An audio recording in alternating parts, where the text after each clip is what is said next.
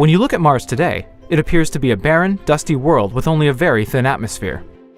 However, some scientists think that Mars may have once had a much thicker atmosphere, maybe even one more like ours on Earth. So how does a planet lose so much of its atmosphere?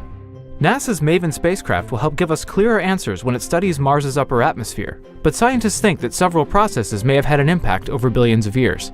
One way that an atmosphere can be lost to space is through a series of what are called neutral processes, which are processes that involve neutral particles rather than charged particles.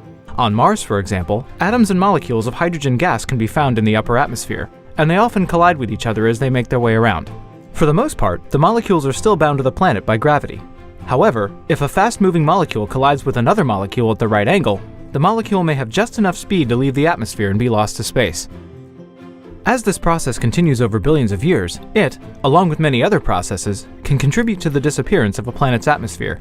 And since the hydrogen in the atmosphere ultimately comes from water in the lower atmosphere, it may also contribute to the loss of water over time. In the end, this cumulative effect could have transformed Mars from a bluer, cloudier planet into the red one we see today, and MAVEN will study this process and tell us how it really works.